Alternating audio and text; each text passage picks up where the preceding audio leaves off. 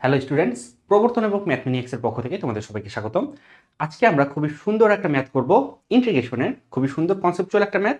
প্রবলেমটা হচ্ছে এরকম, দেখো একটা ফাংশন, যেই ফাংশনের ডেরিভেটিভ এবং অরিজিনাল ফাংশনটা হচ্ছে সমান। এখানে আমাদের বলে দিচ্ছে F of zero equals to one. তো এই দুইটা কন্ডিশন যদি ফিল আপ করে, ঠিক আছে, এবং আরেকটা কন্ডিশন দেওয়া আছে, সেটা হচ্ছে ফাংশন অফ এক্স এবং ফাংশন অফ জি দুইটার সমষ্টি হচ্ছে এক্স স্কোয়ার। কোশ্চেন হচ্ছে যে এফ অফ এক্স এবং জি অফ এক্স দুইটার গুণফলের ডেফিনিট ইন্টিগ্রেশন কত, 0 থেকে 1 পর্যন্ত। কোশ্চেনটা তোমরা একবার দেখো, কোশ্চেনটা একবার দেখো, এখানে ভিডিওটা পজ করে নিজেরা সমাধান করার চেষ্টা করতে পারো। আমি অলরেডি আমাদের যে ফেসবুক পেজ আছে সেখানে কিন্তু এটা তোমাদেরকে প্র্যাকটিস প্রবলেম হিসেবে দিয়েছিলাম এবং তোমরা কিন্তু অনেকেই এটা সমাধান করতে পেরেছো। সো যারা সমাধান করতে পেরেছো খুবই ব্রিলিয়ান্ট। প্রবলেমটা কিন্তু কঠিন না, প্রবলেমটা খুবই সহজ। দেখো আমরা প্রবলেমটা একটু বোঝার চেষ্টা করি। কি বলছে এখানে? বলছে যে ফাংশনের ডেরিভেটিভ এবং ফাংশনটা সমান। তোমার জানা কোন এরকম ফাংশন আছে যেই ফাংশনের ডেরিভেটিভ এবং ফাংশন সমান হয়? Right, E to the power x. আমি জানি তুমি ই টু দি পাওয়ার এক্স এর কথা ভাবছো। ই টু দি পাওয়ার এক্স হচ্ছে এমন একটা ফাংশন যেই ফাংশনের ডেরিভেটিভ এবং ইন্টিগ্রেশন অরিজিনাল ফাংশনটা সমান। এটা তো আমরা জানি, এটা ম্যাথমেটিক্যালি কিভাবে নিয়ে আসা যায়। চলো আমরা এটাকে ম্যাথমেটিক্যালি নিয়ে আসি। তাহলে এইখান থেকে আমরা যে কাজটা করতে পারি, এইখান থেকে আমরা কাজটা করতে পারি এরকম। আমাদেরকে দেয়া আছে ফাংশনের ডেরিভেটিভ এবং ফাংশনটা হচ্ছে সমান। আমরা করতে পারি কি, এটাকে এইভাবে লিখতে পারি না, উভয় পক্ষকে ফাংশন দিয়ে ভাগ করে দিতে পারি। দিলাম ভাগ করে, তাহলে রাইট সাইডে আমাদের থাকতেছে 1। এখন আমি যদি ইন্টিগ্রেশন অপারেটর নিয়ে নিই তাহলে কি খুব সমস্যা আছে? আমি যদি বোথ সাইডে ইন্টিগ্রাল অপারেটর নিয়ে নিই, এটা কিন্তু নেওয়া যায় এবং এটা নিলে কোনো সমস্যা নাই। সো ইন্টিগ্রেশন অপারেটর নিয়ে নিলাম, এখানে একটা ডিএক্স দিয়ে দিলাম, এখানে ইন্টিগ্রেশন অপারেটর দিয়ে দিলাম, এখানে একটা ডিএক্স দিয়ে দিলাম, করা যায়। এবার দেখো, এটা কিন্তু আমাদের খুবই চেনা জানা পরিচিত একটা জিনিস, যেটা বলছে যে কোনো একটা ফাংশনের হরে যদি একটা ফাংশন থাকে এবং লবে যদি ওই ফাংশনের ডেরিভেটিভ থাকে, ডিফারেন্সিয়েশন থাকে, তাহলে এটার অ্যান্সার আমরা লিখতে পারি এল এন হর। তার মানে এটা সমান সমান আমরা লিখতে পারতেছি এল এন হর। হর মানে কি? হর মানে হচ্ছে এফ অফ এক্স, তাই না? যেহেতু ইন্টিগ্রেশন করতেছি, এটা কনস্ট্যান্ট নেওয়া উচিত। ধরো যাক আমি এখানে কনস্ট্যান্ট নিয়েছি। আর ওয়ানকে ইন্টিগ্রেশন করলে কি লেখা যায়? ওয়ানকে ইন্টিগ্রেশন করলে লেখা যায় এক্স। সো এইখানে একটা হচ্ছে গিয়ে এক্স, এবং এই সাইডে ইন্টিগ্রেশন করছে, এই সাইডেও একটা কনস্ট্যান্ট আমাকে নিতে হবে। তাহলে এই সাইডের কনস্ট্যান্ট এবং এই সাইডের কনস্ট্যান্ট দুইটাকে আমি একত্রে মার্চ করে একটা কনস্ট্যান্ট লিখলাম, সেই কনস্ট্যান্টটা হচ্ছে সি। লেখা যায় এই সাইডে সি প্রাইম ছিল, সি ওয়ান ছিল, এই সাইডে সি টু ছিল। সি ওয়ান এবং সি টু এর যে পার্থক্য বা যোগফল যেটাই বলো, দুইটা ডিফারেন্স একটা নতুন কনস্ট্যান্ট, সেটা হচ্ছে সি। সেইভাবে লেখা যায়। বাট আমার টার্গেট হচ্ছে ফাংশনটা নির্ণয় করা, রাইট? সো আমি এখান থেকে এইভাবে লিখতে পারি না, ফাংশন অফ এক্স এটা সমান সমান e to the power x plus c. লেখা যায়, এভাবে লেখা যায়। আচ্ছা, এটাকে আবার এভাবে লেখা যায় e to the power x into e to the power c সমান সমান, এই e to the power x তো অ্যাকচুয়ালি এখানে ভেরিয়েবল আছে, সো এটাকে আমি আলাদা করে লিখলাম, এবং ই টু দি পাওয়ার সি এটা কিন্তু একটা কনস্ট্যান্ট, তাই না? এখানে কিন্তু কোনো ভেরিয়েবল নেই, এটা একটা কনস্ট্যান্ট। তাহলে যেহেতু এটা একটা কনস্ট্যান্ট, আমরা এটাকে একটা কে দিয়ে এইভাবে লিখতে পারি। ধরা যাক ই টু দি পাওয়ার সি সমান সমান আমি লিখে দিলাম কে। তাহলে এটা হচ্ছে কি আমার 1 নম্বর সমীকরণ। আমি শুরুতে বলছিলাম না যে কোন এরকম ফাংশন আছে যেটার ফার্স্ট মানে ডেরিভেটিভ এবং অরিজিনাল ফাংশনটা সমান?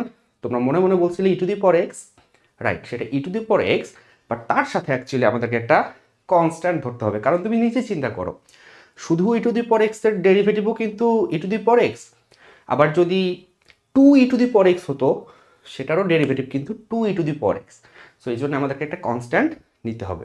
মুখে মুখে শুধু ই টু দি পাওয়ার এক্স হলে ভুল হতো। আচ্ছা, সাপোজ আমি এখানে একটা কনস্ট্যান্ট নিয়ে নিলাম। এখন এই কনস্ট্যান্টের ভ্যালু কত? কে এর ভ্যালু কত? ধ্রুবকের মান কত? ধ্রুবকের মান কত এইটা জানার জন্য আমাদেরকে আরেকটা শর্ত দিয়ে দিছে। এইটা হচ্ছে সেই শর্ত। এই শর্তটার কাজ হচ্ছে এই কে এর ভ্যালু কত সেটা বের করা। আমাদেরকে বলতেছে যে ফাংশনে 0 বসাইলে 1 আসবে। তাহলে আমরা এখানে 0 বসাই একটু। ফাংশনে যদি 0 বসাই, তাহলে এখান থেকে আমরা লিখতে পারতেছি এফ অফ 0 এটা সমান সমান কি? দেখো এটা 0 হচ্ছে কে ইন্টু ই টু দি পাওয়ার 0। তার মানে আমার আসতেছে কত? এটা সমান সমান কত? 1। তাহলে কে সমান সমান আসতেছে 1। সুতরাং তোমার ফুল অ্যান্ড ফাইনাল ফাংশনটা কি দাঁড়াচ্ছে? ফুল অ্যান্ড ফাইনাল ফাংশনটা দাঁড়াচ্ছে ই টু দি পাওয়ার এক্স। এখন তুমি শুরুতে ধরছিলা ই টু দি পাওয়ার এক্স, মনে মনে ধরছিলা, শুধু ই টু দি পাওয়ার এক্স ধরে যদি তুমি অঙ্কটা করতে, তোমার অঙ্কটা কিন্তু হতো, বাট পারফেক্ট হতো না। ঠিক আছে, পারফেকশনের একটা ব্যাপার আছে। আমি আগেই বলছি যে এই কন্ডিশনের উপর ডিপেন্ড করে তোমার কে এর ভ্যালুটা অ্যাকচুয়ালি নির্ভর করতেছে। ঠিক আছে, কে এর ভ্যালু এইখানে এই কন্ডিশন অনুযায়ী আমার 1 চলে আসছে। যদি এই কন্ডিশন আমি চেঞ্জ করে দিই তাহলে কিন্তু আমার কে এর ভ্যালু চেঞ্জ হয়ে যাবে, তাই না? সো মুখে মুখে ই টু দি পাওয়ার এক্স ধরে অঙ্ক আগালে অঙ্কটা কিন্তু ভুল হওয়ার সম্ভাবনা আছে। আমাদেরকে প্রপার ম্যাথমেটিক্যাল অ্যাপ্রোচ ফলো করতে হবে। তো যাই হোক, সো ফাংশন আমরা পেয়ে গেছি। ফাংশন যদি আমরা পেয়ে থাকি তাহলে এখান থেকে খেয়াল করে এখানে আরেকটা কন্ডিশন দিছে।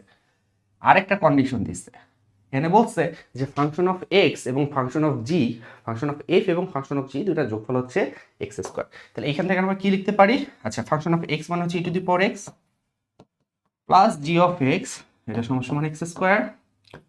তাহলে জি অফ এক্স এটা সমান সমান হচ্ছে x square minus e to the power x. তাহলে আমাদের মেজর যে কাজগুলো ছিল, প্রধান যে কাজগুলো ছিল, সেগুলো কিন্তু আমরা শেষ করে ফেলছি। এটা জাস্ট একটা ইন্টিগ্রেশন, তোমরা সবাই এটা করতে পারবা। তো আমি অঙ্কটা কমপ্লিট করে দিব। তার আগে তোমাদের জন্য একটা অ্যানাউন্সমেন্ট আছে, সেটা হচ্ছে এইচএসসি 26-এর জন্য আমরা কিন্তু ইঞ্জিনিয়ারিং কোর্স লঞ্চ করে দিয়েছি। এইচএসসি 25-এর কার্যক্রম শেষের পর আমরা কিন্তু এইচএসসি 26-এর কার্যক্রম শুরু করে দিয়েছি। তো তোমরা যারা প্রি বুক করতে চাও, প্রি বুক করার জন্য এখনই www.proborton.org এই ওয়েবসাইটে ভিজিট করতে পারো। প্রি বুকিং পিরিয়ডে তোমরা কোর্সটা পাবো 2000 টাকায়, এবং প্রথম 100 জনের জন্য কিন্তু কুপন আছে। সো তুমি যদি প্রথম 100 জনের ভিতরে হয়ে থাকো এবং কুপন যদি অ্যাপ্লাই করো, সেক্ষেত্রে তুমি কোর্সটা মাত্র 1500 টাকায় পেয়ে যাবা। সো আর দেরি করো না, ভিজিট করো এখনই, এনরোল করে ফেলো এইচএসসি 26 ব্যাচের ইঞ্জিনিয়ারিং প্রোগ্রামে। যাই হোক, সো আমাদের মেজর সব কাজ শেষ হয়ে গেছিল। এখন আমরা করবো কি, জাস্ট এই সিম্পল ইন্টিগ্রেশনটা করবো। ঠিক আছে, এখানে ইন্টিগ্রেশনটা কি দাঁড়াচ্ছে অ্যাকচুয়ালি বলো তো? এটা দাঁড়াচ্ছে ইন্টিগ্রেশন অফ 0 থেকে 1 এফ অফ এক্স ছিল e to the power x এবং জি অফ এক্স ছিল x square minus e to the power x dx. তাহলে 0 থেকে 1 x square e to the power x dx minus e to the power 2x dx, তাই তো? এখানে একটা operator missing গেল, একটা অপারেটর দিয়ে দিই। 0 থেকে 1, হ্যাঁ, ক্লিয়ার?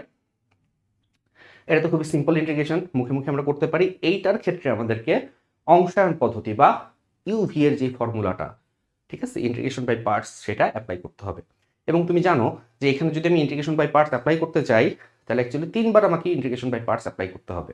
ঠিক আছে, কারণ কি, এক্স স্কোয়ার ফার্স্টে এক্স হবে, এক্স তারপরে কনস্ট্যান্ট হবে, তো তারপরে আর কি তুমি ইয়ে করতে পারবো। তো এটা করার একটা সুন্দর মেথড আছে, ডিআই মেথড, তোমরা হয়তো জানো অনেকে। ডিআই মেথড দিয়ে এটা খুব ইজিলি করা যায়। দেখো, এটা আমি ডিআই মেথড দিয়ে কিভাবে করতেছি। ডিআই মেথড বলতেছে, এই সাইডে লিখে, হ্যাঁ, একটু ফাঁকা জায়গায় লিখি। ডিআই মেথড বলতেছে যে তুমি এক সাইডে ডিফারেন্সিয়েশন করবা আর এক সাইডে কি করবা, ইন্টিগ্রেশন করবা। তাহলে ডিফারেন্সিয়েশন করবা কাকে? দেখো, ফাংশন চেনার উপায় আছে। তোমাকে অ্যালজেব্রিক ফাংশন এবং এক্সপোনেনশিয়াল ফাংশন দুটো যদি একত্রে থাকে, অ্যালজেব্রিক অ্যান্ড এক্সপোনেনশিয়াল দুটো যদি একত্রে থাকে, তাহলে কমবে কোনটা? এক্সপোনেনশিয়ালকে ডিফারেন্সিয়েশন করলে আসলে কমে না, বাড়েও না, e to the power x, e to the power এক্সই থেকে যাবে। বাট এক্স স্কোয়ারকে তুমি যদি ইন্টিগ্রেশন করো, কিন্তু এক্স কিউব হবে, ইন্টিগ্রেশন করলে এক্স টু দি পাওয়ার 4 হবে, বাইরে যাবে। বাট তুমি যদি এক্স স্কোয়ারকে ডিফারেন্সিয়েশন করো, তাহলে এক্স স্কোয়ার হয়ে যাবে এক্স, তারপরে হয়ে যাবে কনস্ট্যান্ট। সো এই জন্য অ্যালজেব্রিক ফাংশনটাকে আমরা ডিফারেন্সিয়েশন করব। ডিফারেন্সিয়েশনের নিচে লেখো এক্স স্কোয়ার, ইন্টিগ্রেশনের নিচে লেখো ই টু দি পাওয়ার এক্স। এরপর এটাকে ডিফারেন্সিয়েশন করতে থাকো যতক্ষণ পর্যন্ত না শূন্য আসে, ততক্ষণ পর্যন্ত। এক্স স্কোয়ারকে ডিফারেন্সিয়েশন করলে হয় 2x, 2x-কে ডিফারেন্সিয়েশন করলে হয় 2, 2-কে ডিফারেন্সিয়েশন করলে হয় 0। এই সাইডে যতবার ডিফারেন্সিয়েশন করছো, এইটাকে ততবার ইন্টিগ্রেশন করো। তাহলে e to the power x integration করলে হয় ই টু দি পাওয়ার এক্স, এটা ই টু দি পাওয়ার এক্স, এটা ই টু দি পাওয়ার এক্স। এরপর আমরা যেটা করব, প্রথমটার সাথে দ্বিতীয়টা কানেক্ট করে দিব। প্রথমটার সাথে দ্বিতীয়টা যদি কানেক্ট করি, দ্বিতীয়টার সাথে তৃতীয়টা, তৃতীয়টার সাথে চতুর্থটা। প্রথমটার চিহ্ন অলওয়েজ প্লাস, এইখানে প্লাস, এখানে মাইনাস, এখানে প্লাস। এবার আমরা সরাসরি অ্যাকচুয়ালি রেজাল্টটা লিখবো। সরাসরি রেজাল্টটা যদি লিখি, এটা আমরা পাচ্ছি 0 থেকে 1 পর্যন্ত x square e to the power x dx. ঠিক আছে, এইটার জন্য সরাসরি রেজাল্ট লিখবো, ডেফিনিটটা না, ফার্স্টে ইনডিফিনিটটা লিখে তারপরে জাস্ট লিমিট বসাবো। তো ইনডিফিনিট হচ্ছে কিরকম, এক্স স্কোয়ারের সাথে যাবে ই টু দি পাওয়ার এক্স চিহ্ন হবে প্লাস। এক্স স্কোয়ারের সাথে ই টু দি পাওয়ার এক্স গুণ করো, সাথে চিহ্ন হবে প্লাস, তাহলে x square e to the power x. 2x এর সাথে ই টু দি পাওয়ার এক্স গুণ করো, চিহ্ন হবে মাইনাস, তাহলে minus 2x E to the power x. 2 এর সাথে ই টু দি পাওয়ার এক্স গুণ করো, চিহ্ন হবে plus, plus 2 e to the power x.